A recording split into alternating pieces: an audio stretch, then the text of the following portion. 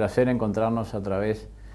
de las pantallas de Canal 11 y su retransmisora en el departamento de Canelones. Como todas las semanas, en este mano a mano que tenemos con ustedes, en el principio de este programa, queremos comentar algunos temas que hacen justamente a la interna que se nos viene. Estamos prácticamente en la recta final. Siempre se dice que cuando llega el último ciclista en Semana de Turismo comienza el año. En realidad este es un año electoral, un año de campeonato del mundo. Es un año que el país va a definir su destino en las elecciones nacionales por los próximos 5 años. Por lo tanto, es un año muy importante para el país. Por un lado, por lo deportivo, por otro lado, porque además se define la estrategia de país hacia adelante. Tiene mucho que ver, más allá de que la atención mucho puede estar dada enseguida de las internas en el Mundial. Lógicamente que todos vamos a tener la atención en una elección nacional en octubre, donde se van a confrontar dos modelos. Y eso tiene mucho que ver a cómo se desarrolla la interna de los partidos, ¿no? Interna que en el caso del Frente Amplio básicamente está definida a favor del expresidente Vázquez. El Partido Colorado, las encuestas muestran una definición muy clara a favor del senador Pedro Bordaberry, pero el Partido Nacional, las últimas encuestas muestran claramente un empate técnico. Básicamente el último cierre de acuerdos que genera Luis Lacalle Pou, uno en principios en el mes de febrero con nuestro sector, Concertación Republicana Nacional, y ahora en estos días con Dignidad Nacional de Sergio Abreu, conforma ya un espectro muy amplio y muy positivo dentro de la alianza de todos hacia adelante, que le va a permitir al candidato Luis Lacalle Pou ganar la interna del Partido Nacional, porque ya las encuestas muestran un empate técnico, puntos más, puntos menos. Todos sabemos que las elecciones internas no son obligatorias, que son elecciones donde voluntariamente la gente concurre. Tiene mucho que ver también cómo trabajan los partidos y los sectores en ese día electoral. Depende también muchas veces del clima y lógicamente que los aparatos partidarios, en lo que tiene que ver al arrimar gente a los circuitos, es muy importante. Pero también todos los que entiendan que es posible que el país genere un cambio real, un cambio que se vio frustrado con el gobierno de izquierda, que fue una propuesta que llevó a muchos ciudadanos de distintas tendencias políticas a votar al Frente Amplio y que hoy se sienten defraudados. Esa ciudadanía que hoy se siente defraudada, más todos los ciudadanos que van a votar al Partido Nacional en las internas, sería bueno que el 1 de junio en las elecciones internas participaran para definir realmente qué candidato debe de tener el Partido Nacional para las elecciones nacionales. O sea, qué candidato a presidente ustedes deciden que sea el que confronte con el partido de gobierno, porque el Partido Nacional es la segunda fuerza del país y lógicamente es el que tiene posibilidades de llegar al gobierno. Un Partido Nacional que, acá lo hemos comentado, presenta notorias novedades. Desde el 94 para acá el Partido Nacional estaba en el ostracismo, no lograba posicionarse como aspirante al gobierno después de aquel muy buen gobierno que hizo el Partido Nacional en el año 90 al 95,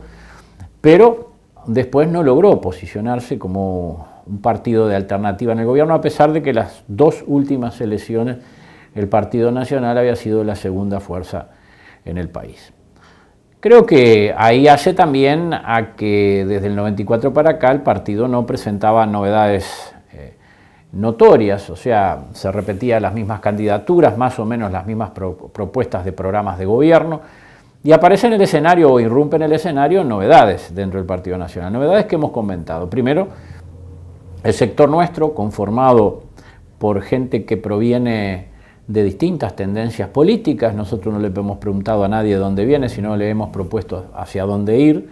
y es un sector muy republicano, muy abierto, de sectores básicamente de base, gente que va a participar en las listas, y ustedes lo van a ver cuando estén las listas de Canelones nuestras, la 292, van a encontrar de referentes barriales, referentes zonales, referentes conocidos del departamento, o sea, una lista hecha básicamente de base muy abierta, donde van a encontrar también muchos referentes que en el departamento de Canelones se identificaban históricamente con la izquierda y que hoy participan de la lista y van a participar de las listas nacionales 292 y de las listas departamentales como la 192, la 592, la 492, después están las otras listas nacionales, la 145 de Huelker Amarilla, que va en lo nacional, que nosotros encabezamos, también, que pertenece a un viejo dirigente reconocido de acá, del departamento, y la lista departamental 45, que responde también a esa misma agrupación. Todavía en estos días, semanas de correrías y loqueros, porque siempre terminamos en las últimas horas y últimos días con el tema de la inscripción en la lista en una correría total, se van a sumar otras figuras también a la lista 292 a nivel nacional. Ya hemos sumado en estos días a una figura reconocida del departamento de Canelones y básicamente acá de Las Piedras, histórico dirigente del partido, del Partido Nacional, como don Carlos A. López, que ha dado la adhesión a la lista 292, la va a integrar y es uno de los referentes también dentro de la 292, histórico, conjuntamente con otros referentes que vienen de otras tiendas. Hay referentes que provienen del Partido Colorado, otros del Frente Amplio, o sea, la 292 abrió el abanico. Por lo tanto, el partido tiene una novedad por el lado de la 292 y por el lado de la Concertación Republicana Nacional a nivel nacional, que muestra otra dinámica en el partido, un movimiento de base muy abierto, muy republicano, muy participativo, por eso nuestras reuniones son cabildos abiertos, cabildos nacionales, donde definimos nuestras propuestas. Esto también suma a otras novedades que tiene el partido, que es la candidatura de Luis Lacalle Pou, un candidato joven acorde a los tiempos modernos y a lo que hoy en el mundo demanda, que son los liderazgos colectivos, los liderazgos jóvenes,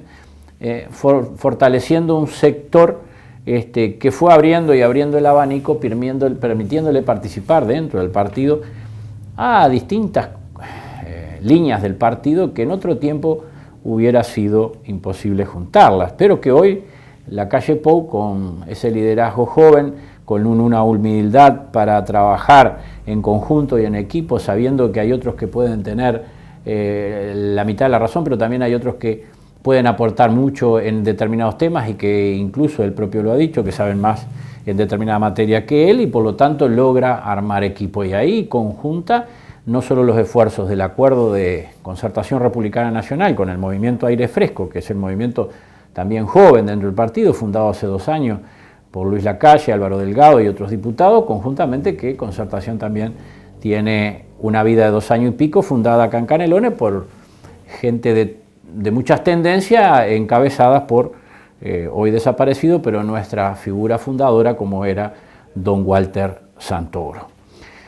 Estas novedades dentro del partido conjuntan esfuerzos en un acuerdo nacional programático para trabajar la interna y para trabajar hacia el gobierno nacional. A esto se suma Sergio Abreu con Dignidad Nacional, el Movimiento de Rocha, don Carlos Julio, que a sus 91 años hoy milita y recorre el país y sigue trabajando en pos del partido. El herrerismo histórico, tradicional, de la lista 71 dentro del Partido Nacional, y los sectores muy wilsonistas como el intendente Castaing de Flores o el diputado Javier García de Montevideo. Este conjunto de figuras se suma figuras que en niveles técnicos han mostrado una enorme capacidad de propuesta que generaron las agendas de gobierno. Y a esto hay que agregarle, lógicamente, una participación altamente valorada por todos nosotros, que es la participación de Graciela Bianchi, que todos la conocen como la exdirectora del BAUSA, y una figura que en determinados temas como la educación sobresale con propuestas realmente que nosotros compartimos y que están dentro de las agendas de gobierno. Por lo tanto, el partido, por el lado de todos hacia adelante, este enorme conglomerado y este sublema que va a participar en la interna, genera en el partido una novedad, una renovación respaldada por un grupo técnico de más de 250 técnicos que elaboraron las agendas de gobierno, y dentro de las agendas de gobierno 800 propuestas concretas para los temas que el Uruguay hoy necesita solucionar y necesita proponer para proyectarse hacia el futuro. Por lo tanto, esa novedad en el partido muestra claramente que a partir de los meses de diciembre, enero, febrero, marzo, el partido ha venido creciendo desde 24, 23 puntos a llegar a los 30 puntos, y básicamente ha crecido por la candidatura que crece permanentemente de Luis Lacalle Pou. Quiere decir que el partido tiene posibilidades de ganar una elección nacional gracias a que se ha entendido por enorme cantidad de sectores en el Partido Nacional que hay que construir algo nuevo, que hay que proponer nuevas candidaturas, que hay que renovar determinadas ideas en el partido y levantar viejas banderas que el partido en otro tiempo levantó y que hoy no las estaba levantando. Y yo creo que eso tiene que ver, lógicamente, al perfil que genera esta candidatura de Luis y el acompañamiento que tiene esta candidatura. Muy importante para un partido que, como mencionábamos al principio, desde el año 94 no logra posicionarse como opción de gobierno. Pero hoy, en la encuesta interna, el Luis crece y el partido crece,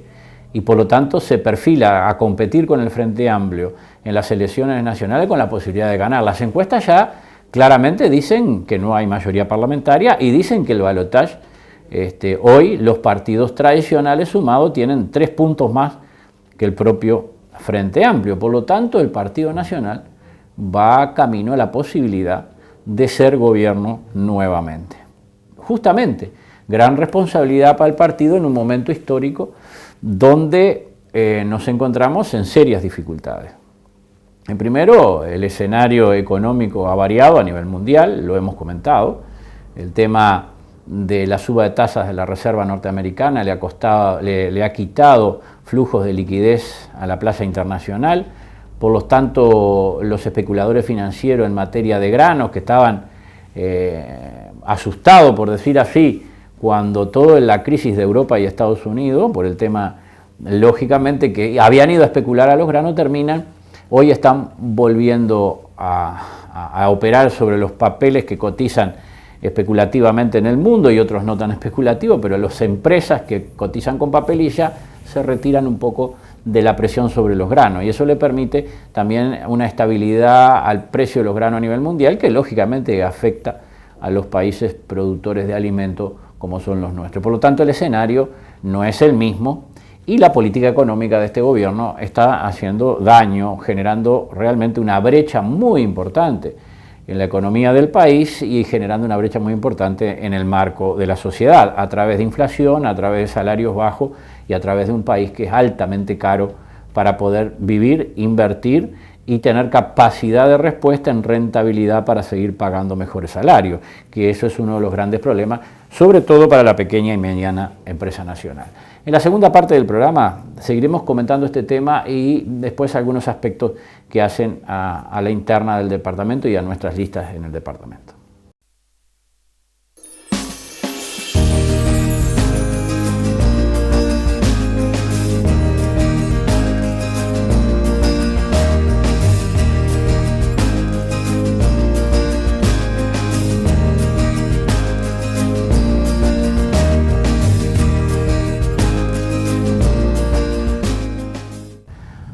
Bien, en esta segunda parte del programa veníamos comentando el tema del escenario que se presenta hacia las próximas elecciones de octubre, ¿no? Un escenario económico que ya no es el mismo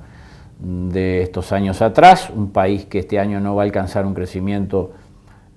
superior al 3%, cuando venía creciendo por arriba del 6%, un enorme gasto público que va a superar los 13.500 millones de dólares y vuelvo a reiterar, una enorme deuda externa generada por estos gobiernos que superan en 3 veces lo que fue la deuda externa dejada por el doctor Valle después de la crisis del 2002. Por lo tanto, un escenario comprometido para el Uruguay, un escenario con devaluaciones en la región muy fuerte, donde los países de la región, siendo nuestros principales mercados, el Mercosur recibe el 40% de nuestras exportaciones y Argentina y Brasil el 28-29% de lo que es alta y media tecnología, por lo tanto los productos de alta manufactura en el Uruguay terminan siendo los mercados de Argentina y Brasil, por lo tanto la devaluación de estos vecinos afecta lógicamente a la competitividad del Uruguay. Los sectores agroexportadores con un dólar débil y planchado, tienen poca capacidad de enjuagar los gastos fijos de las empresas, cada vez más altos en base de impuestos, energía y costos, lo mismo que los combustibles, los más caros del mundo. Por lo tanto, se hace un escenario mucho más complejo, un modelo económico muy fuerte, tendiente a favorecer las grandes corporaciones transnacionales o las grandes empresas. Los números muestran un 1% de la población uruguaya, un 1%, creo que ya lo dijimos en algún programa, te ha llevado prácticamente, son unos 35.000 ciudadanos, se llevan al año lo que ganan 1.150.000 uruguayos, o sea, el 50% de los ciudadanos de menores ingresos. Es una enorme brecha que ha favorecido este gobierno claramente a los sectores de alto poder económico y a las grandes corporaciones transnacionales con exoneraciones fiscales como las que están marcadas, 800 y tantos millones de dólares al año, que van a parar a mano de empresas transnacionales que en definitiva no dejan mucho al Uruguay, sino lo que dejan es un monto dentro del Producto Bruto, pero en realidad en trabajo y en impuestos no están dejando nada. Ese escenario tiene que cambiar, o sea, el modelo agotado de la izquierda, las dificultades en los temas económicos, se agregan los temas de salud, que todos ustedes lo viven cada vez que van a una mutualista a ver un especialista, bueno, pasan meses, días y no sé cuánto para que los atiendan. El problema de los ingresos de los jubilados muy bajo y de salarios que hoy están por debajo de los 11.000 pesos a más de 600.000 uruguayos que ganan por debajo de eso, se les hace con serias dificultades tener una atención de salud importante porque muchas veces ni siquiera tienen que elegir en pagar la leche o el pan o pagar el ticket en la mutualista. El sistema de salud, a pesar del presupuesto, el sistema público y de tener menos usuarios, sigue dando permanentemente dificultades y generando problemas con un problema estructural que se ha generado a partir de una mala gestión de la dirección de ACE, a pesar de los 840 millones de dólares de presupuesto que tiene ACE. El tema de la educación, ni hablemos, muestra claramente cifras que son espeluznantes. Las pruebas PISA han mostrado cifras que realmente dejan al Uruguay muy mal parado a nivel internacional, cuando en la década del 50, el 40 y el 60 Uruguay era de los países reconocidos a nivel mundial, donde venían de todas partes del mundo a hacer la universidad en Uruguay. Hoy, comparado con los países emergentes, igual que los nuestros, como los asiáticos, Singapur, Corea, Japón, China, nos encontramos que solo el 8% de nuestros jóvenes terminan la universidad o una carrera técnico-terciaria, cuando los jóvenes asiáticos alcanzan a más del 60% ir a la universidad. Pero lo otro también que muestran estas cifras de la educación realmente gravísimas, es que estamos generando esclavos del conocimiento, porque cuanto menos calificaciones tenga un joven, menos posibilidades tiene en el mercado de trabajo de alto valor. Siempre terminan sin calificación yendo a los mercados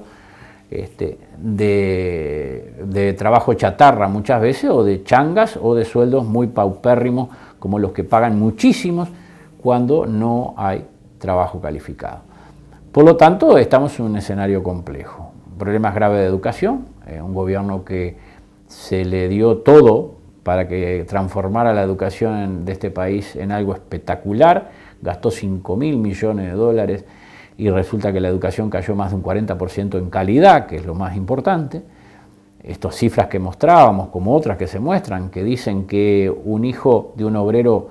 asiático tiene mejor nivel educativo en ciencias y matemáticas que el hijo del más encumbrado en Uruguay, que puede pagar colegios privados o liceos privados o universidades privadas. Vean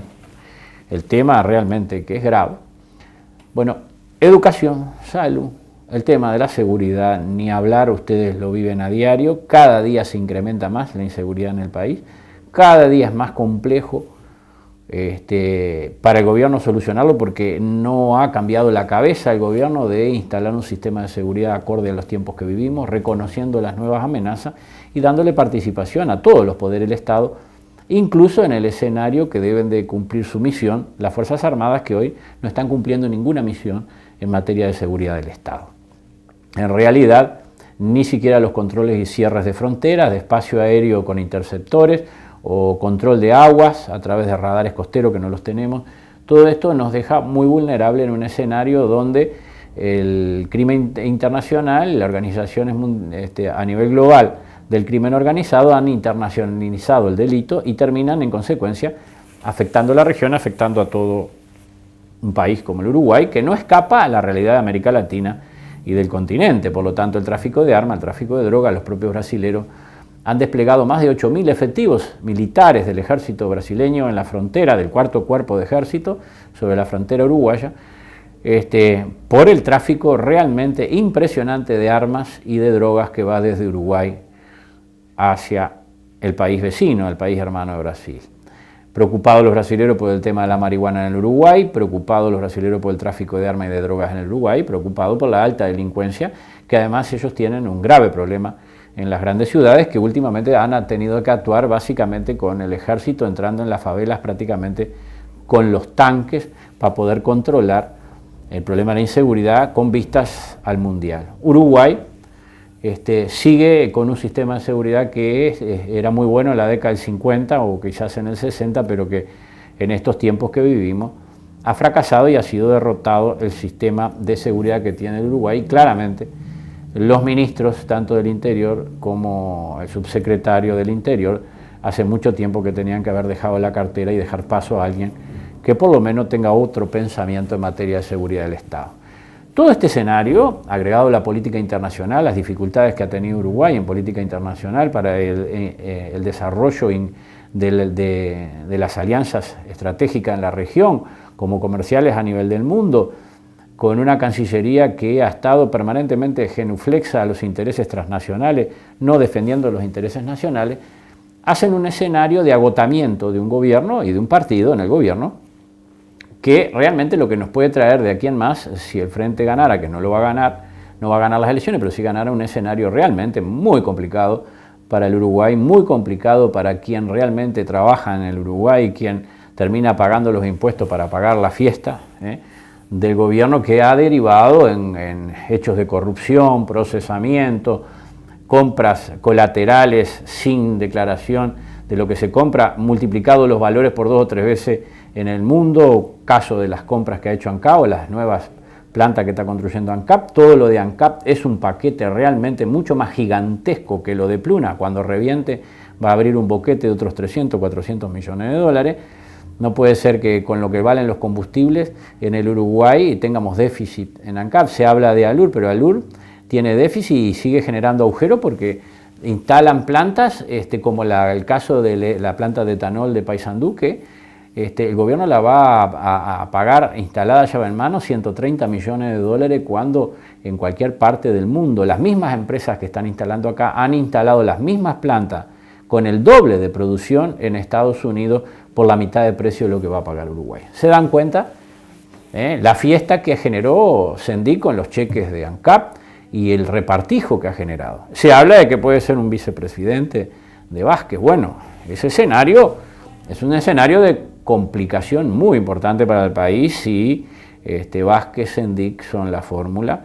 pero sobre todo porque Vázquez tiene un pensamiento muy neoliberal, pro-yanqui, que ha traicionado un poco incluso las viejas banderas artiguistas que defiende el Frente Amplio. Hoy el Frente Amplio, la principal dirigencia del Frente Amplio no puede hablar más de Artigas, que va a hablar de Artigas, se atreven a hablar de Artigas, de Aparicio de Arabia y de Valle de Ordóñez cuando ellos han traicionado principios históricos siendo genuflexos a los intereses transnacionales, como lo que puede suceder si nosotros dejamos venir presos de Guantánamo al Uruguay y terminen metiendo el hocico acá, de que desde el 48, si no fuera por Herrera, habría una base norteamericana en el Uruguay. Por lo tanto, yo creo que estos son escenarios que la comunidad toda tiene que visualizar. El voto, lo importante del sufragio es que todos somos iguales en ese momento, no hay diferencias sociales, económicas, ni culturales, ni religiosas, por lo tanto decidimos ese día. Y el voto decide el destino del país. No es ir y votar porque sí nomás, o porque la Constitución lo mandata o porque uno va y dice, no, yo tengo que votar. No, es votar para decidir tu propio destino. Para decidir tu propio destino, para decidir el destino del país, para decidir el destino de los partidos políticos, por dónde quieren transitar los partidos políticos. Por eso las primarias, las elecciones internas, son la definición por dónde quieren ustedes que transite el Partido Nacional. Nosotros hemos decidido por dónde transitar en el Partido Nacional, hemos decidido acompañar con nuestra propia candidatura, recuerde que éramos precandidatos del partido, acompañar con nuestra propia candidatura, la candidatura de Luis Lacalle Pou, porque entendimos que sumar esfuerzos por el país y por el partido para transformar el partido en una herramienta válida en un escenario que el país nos está demandando, que al Partido Nacional, y con su historia, con sus más de 170 años de historia, con su historia pueda llegar al gobierno y con esas fuertes raíces históricas, ideológicas y filosóficas, porque la permanencia de los partidos en el tiempo, como ha sido el Partido Nacional por más de 177 años, quiere decir que esa permanencia en el tiempo se le debe, lógicamente, a las tradiciones que tiene el partido y a la ideología del partido, una tradición ideológica muy republicana y federal que viene desde el tronco artiguista, pasando por la Guerra Grande, por la defensa de Paysandú, por las revoluciones de Timoteo y las revoluciones de Aparicio Saravia, por la confrontación ideológica en el siglo XX contra los imperios que dio Herrera, tanto contra el imperio ruso como contra el imperio norteamericano, sobre todo por la instalación de bases en el continente, y todo lo que significó el Wilson del 70, aquel Wilson que mostró una visión de país pensada a través de aquello que fue la CIDE 20 o 30 o 40 años para adelante. Este partido, lógicamente, aparece en el escenario nuevamente, un partido que tiene profundas raíces en la historia nacional y profundas raíces filosóficas e ideológicas construidas a través de los tiempos. Un partido permanece por encima, más allá de sus hombres, de sus grandes figuras. Por eso el Partido Nacional hoy está llamado, está demandado por la ciudadanía a cumplir su rol histórico, de llegar nuevamente al gobierno y gobernar bien. Y esa es la propuesta que nosotros estamos realizando en todo el territorio nacional. Todo este movimiento que acompaña la candidatura de Luis Lacalle Pou ha puesto arriba de la mesa agendas de gobierno que permiten justamente que todos los ciudadanos puedan ver las propuestas concretas de gobierno, si llegamos al gobierno, las propuestas que vamos a realizar, a llevar a cabo y las soluciones, sea en transporte, sea en educación, sea en salud, sea en política exterior, en política económica. Ustedes lo ven ahí en políticas para la tercera edad, en políticas para los jubilados, en beneficios para los jubilados, en lo que tiene que ver en materia de medio ambiente, en que tiene que ver en inversión y desarrollo, en integración continental y fuera del continente. Ahí ustedes tienen en las agendas de gobierno las propuestas concretas a soluciones concretas. No planteamos un programa de gobierno porque los programas son un paquete cerrado que muchos dicen, bueno, y muchas veces ni lo leen. Nosotros planteamos agendas con soluciones concretas a los problemas concretos. Y las agendas ustedes saben que son abiertas. A esas agendas se las puede criticar, lógicamente, constructivamente, no destructivamente, y a esas agendas se les puede aportar. Por lo tanto, en este cierre del programa mencionarles la incorporación de don Carlos Alópez nuevamente a la lista 292. La lista 292 es nuestra lista nacional en Canelones, que la va a encabezar el hoy candidato o precandidato del Partido Nacional, Luis Lacalle Pou, como primer convencional. Segundo convencional vamos a estar nosotros, y a partir de ahí van a estar los compañeros que integran las listas, en esta misma lista nacional, los compañeros que integran las agrupaciones departamentales, 492, 592, 192, y después va a estar la lista nacional 145 de don Welker Amarilla, que la vamos a encabezar nosotros con Welker, y abajo la 45 departamental con los compañeros de la departamental del grupo de Welker Amarillo. En estos días se van a ingresar nuevas incorporaciones porque estamos justamente cerrando las listas, pero queremos destacar y comunicarles que la 292 es la lista para votar a la calle con Saravia en Canelones, es la 292. Hasta la próxima semana, amigos, ha sido un placer como siempre, les mando un abrazo y les deseo una buena jornada y una buena semana para todos.